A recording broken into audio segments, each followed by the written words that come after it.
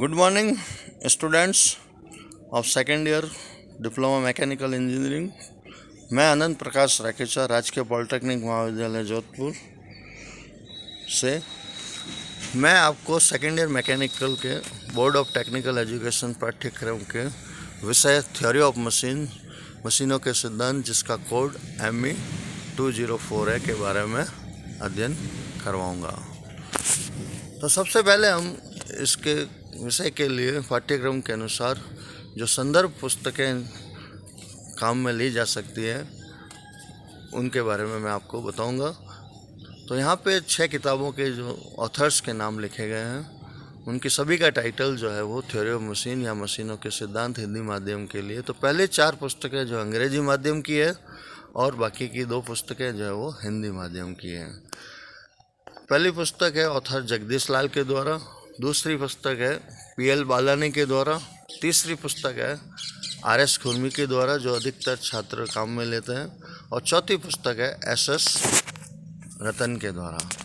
SS रतन की किताब भी जो काफ़ी अच्छी किताब है और RS खुरमी की भी किताब भी काफ़ी अच्छी किताब है। पांचवी किताब और छठी किताब हिंदी माध्यम की है। पांचवी किताब जो है वो मशीनों के सिद्धांत आर्य अग्रवाल के द्वारा लिखी गई है और छठी किताब जो है अंशु अग्रवाल और S अग्रवाल के द्वारा, और इसके अलावा नीलकंठ प्रकाशक के द्वारा जो प्रकाशित थ्योरी ऑफ मशीन की किताब है उसको भी आप उपयोग में ले सकते हैं। सबसे पहले हम इस पाठ्यक्रम के बारे में बात करें तो पाठ्यक्रम के अंदर जो है पहला यूनिट जो है वो definitions and different types of mechanisms. इसमें हम डेफिनेशंस के बारे में और मैकेनिज्म्स के जो भाग है उनकी डेफिनेशंस और डिफरेंट मैकेनिज्म्स के बारे में पढ़ते हैं। दूसरी यूनिट है velocity and acceleration analysis of mechanisms.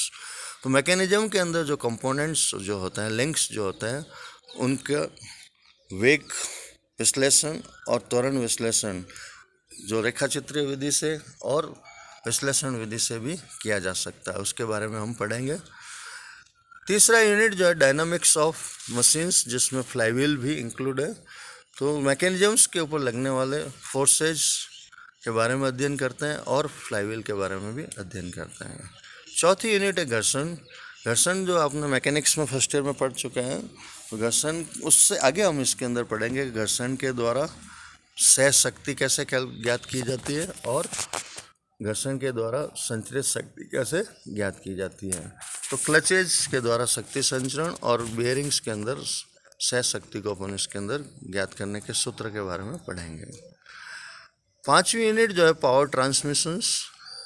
तो शक्ति संचरण के विभिन्न प्रकार के ड्राइव्स के बारे में पढ़ेंगे, जैसे कि गियर ड्राइव, रोप ड्राइव, चेन ड्राइव और बेल्ट ड्राइव। इनके द्वारा शक्ति का संचरण एक मशीन से दूसरे मशीन में कैसे किया जाता है। छठा यूनिट है balancing of the machines.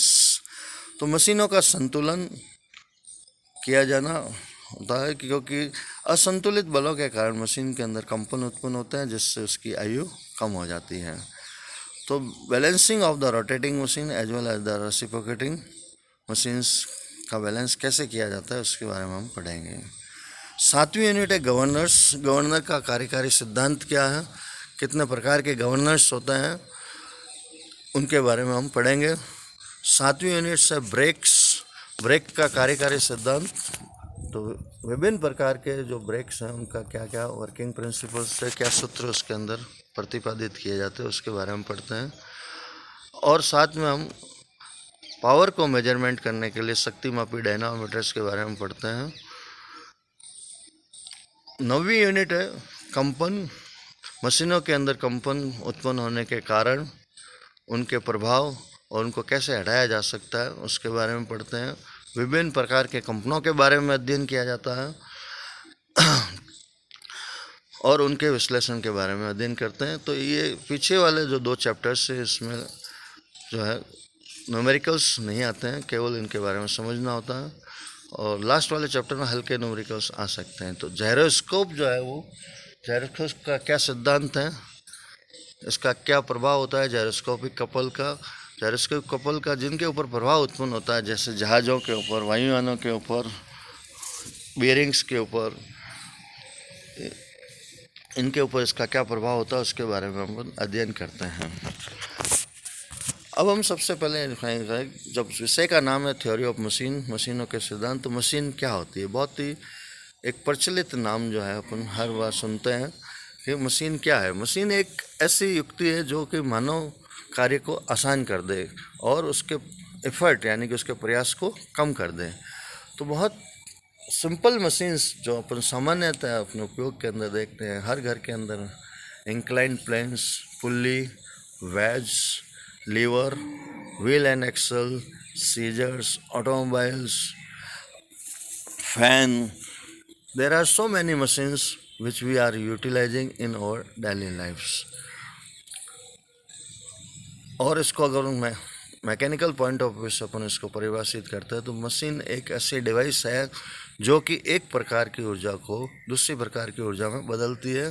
It transform the energy to do the intended work. एक निर्धारित कार्य को करने के लिए ऊर्जा को अवशोषित कर उसको कार्य में बदलती है। जैसे कि IC engines, electric Motors, generators, turbines, hydraulic turbines, ये सभी जो है एक प्रकार की ऊर्जा को दूसरी प्रकार की ऊर्जा में बदलते हैं। आईसी इंजन जो है वो ईंधन से कंबशन से प्राप्त ऊर्जा को जो है ऊष्मा ऊर्जा को कार्य ऊर्जा में बदलता है। इलेक्ट्रिक मोटर विद्युत ऊर्जा को यांत्रिक ऊर्जा में बदलता है। जनरेटर यांत्रिक ऊर्जा को विद्युत ऊर्जा में बदलता है। टरबाइन जो है वो भाप की ऊष्मा ऊर्जा को कार्य ऊर्जा में बदलता है। हाइड्रोलिक टरबाइन जो जल की स्थितिज ऊर्जा को कार्य ऊर्जा में बदलता है। इस प्रकार से सभी मशीन्स जो है एक प्रकार की ऊर्जा को दूसरी प्रकार की ऊर्जा में बदलते हैं। तो जब उसको एनर्जी ट्रांसफॉर्मेशन होता है किसी कार्य को करने के लिए, तो उस मशीन के अंदर मैकेनिज्म अथवा कई सारे मैकेनिज्म्स होते हैं और इन मैकेनिज्म्स के अंदर कई सारे मशीन अवयव्स होते हैं जो एक दूसरे से जुड़े रहते हैं और निर्धारित कार्य को करने के लिए उनके बीच में सापेक्ष गति होती है और बल संचरण भी करते हैं। तो इसी के बारे में, इनके सिद्धांतों के बारे में हम अध्ययन करते हैं। तो थ्योरी ऑफ मशीन की शाखा को अपन जो है वो दो भागों में बांट सकते हैं। एक तो गति विज्ञान काइनेमेटिक्स और एक बल विज्ञान। काइनेमेटिक्स के गति विज्ञान के अंदर अपन विभिन्न भागों के डिस्प्लेसमेंट्स, विस्थापन, वेलोसिटी, वेग और त्वरण के विश्लेषण का अध्ययन करते हैं। बल काइनेटिक्स के अंदर फिर इसको दो भागों में बांट सकते हैं। स्टैटिक अवस्था में बलों को ज्ञात करना स्टैटिक्स, और गतिशील अवस्था के अंदर बलों को ज्ञात करना जिसके अंदर जड़त्व बलों के बारे में अध्ययन किया जाता है। तो इस ब्रांच को अपन कहते हैं डायनामिक्स या dynamic analysis of the forces. अब मशीन के अंदर जैसे हमने कहा कि कई सारे अवयव्स होते हैं, तो सबसे पहले हम मशीन के पार्ट्स के डेफिनेशंस के बारे में बात करें तो इसे कहते हैं लिंक। लिंक किसे कहते हैं? इसको हम काइनेमेटिक लिंक भी कहते हैं या एलिमेंट भी कहते हैं। तो मशीन का वो भाग जो गति और बल दोनों का ही संचरण करता है, ये रेजिस्टेंट बॉडी या रेजिस्टेंस बॉडी का संयोजन हो सकती है। अब रेजिस्टेंट बॉडी से तात्पर्य क्या है अपना? रेजिस्टेंस बॉडी किसे कहते हैं अपन? रेजिस्टेंट बॉडी एक ऐसी बॉडी होती है जो रिजिड बॉडी हो सकती है या फ्लेक्सिबल बॉडी हो सकती है। रिजिड बॉडी अर्थात उस पर बल लगाने के ऊपर कोई स्थायी विरूपण उत्पन्न नहीं हो निर्धारित सीमा के अंदर, तो उसको अपन कहते हैं रिजिड बॉडी। और रेजिस्टेंट बॉडी, फ्लेक्सिबल बॉडी जैसे स्प्रिंग है, क्लच वायर्स हैं, इनके ऊपर विस्थापन, बल लगाने पर विस्थापन तो उत्पन्न होता है लेकिन ये बल का संचरण भी करते हैं। इनकी शेप के अंदर डिफॉर्मेशंस होता है। तो ये एक रेजिस्टेंट बॉडी या एक से अधिक रेजिस्टेंट बॉडी का संयोजन भी हो सकता है जो बल और गति दोनों का ही संचरण करते हैं और मशीन के अवयव का निर्माण करते हैं। लिंक जो है वो तीन प्रकार के हो सकते हैं, जैसे रिजिड लिंक। रिजिड लिंक के बारे में मैंने अभी बताया आपको। जितने भी सॉलिड बॉडीज है वो सारे क्या कहलाते हैं? रिजिड लिंक्स कहलाते हैं। फ्लेक्सिबल लिंक्स, फ्लेक्सिबल लिंक के अंदर जैसे बेल्ट है, रोप है, चेन है, तो ये सारे लिंक्स जो है वो तनाव के अंदर टेंसाइल फोर्स के अंतर्गत गति का संचरण कर सकते हैं और बल का संचरण कर सकते हैं। जैसे बेल्ट के द्वारा एक मशीन से दूसरी मशीन से, रोप के द्वारा एक पुली से दूसरे पुली को चैन के द्वारा एक मशीन से दूसरे मशीन को अपन पावर का या बल का संचरण, गति का संचरण कर सकते हैं। तीसरे प्रकार के लिंक्स जो होते हैं फ्लूइड लिंक्स। फ्लूइड लिंक के बारे में जैसे अपन कहें कि ये कंप्रेशन के अंदर जैसे फोर्सेज का ट्रांसमिशन करते हैं, जिसमें एयर को भी अपन यूज कर सकते हैं और लिक्विड को भी अपन यूज कर सकते हैं। लिक्विड को जब अपन यूज करते हैं उसको हाइड्रोलिक पावर ट्रांसमिशन कहते हैं, जब एयर को अपन यूज करते हैं उसको न्यूमेटिक पावर ट्रांसमिशन यूज करते हैं। इसको हम इस प्रकार से समझ सकते हैं कि हम दो फैन का उपयोग करें और उनको दोनों को आमने सामने रख दें।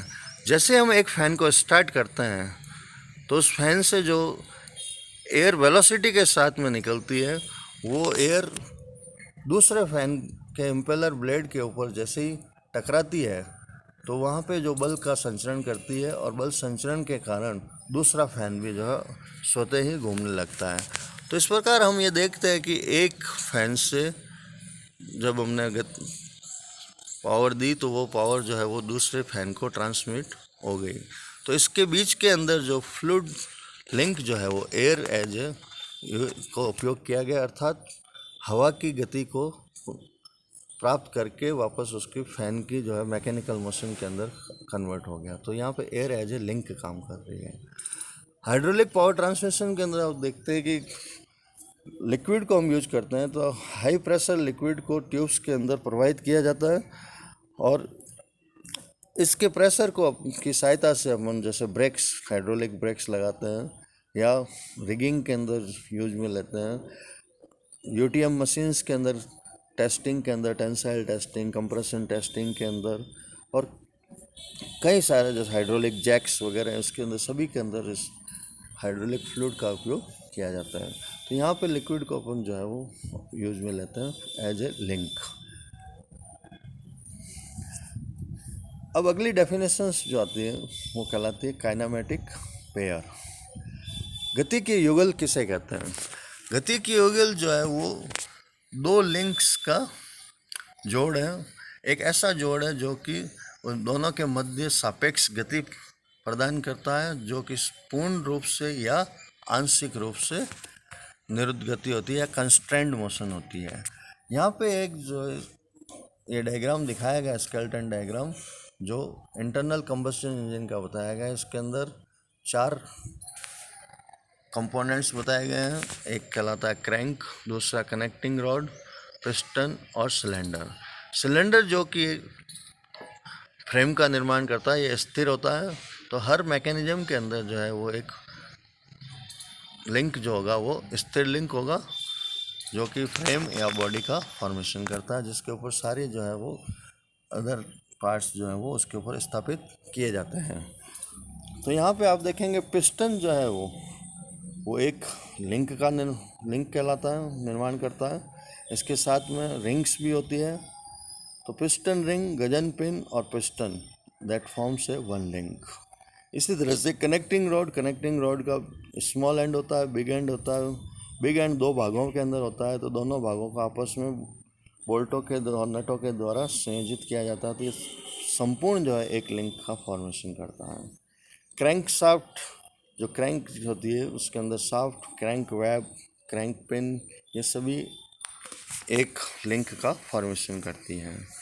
क्रैंक शाफ्ट बेरिंग के अंदर घूमती है, जो कि सिलेंडर के साथ में बनके फ्रेम का निर्माण करती है। सिलेंडर स्थिर होता है, सिलेंडर के साथ में सिलेंडर हेड होता है, जो कि सिलेंडर ब्लॉक के साथ में या फ्रेम के साथ में फिट होता है।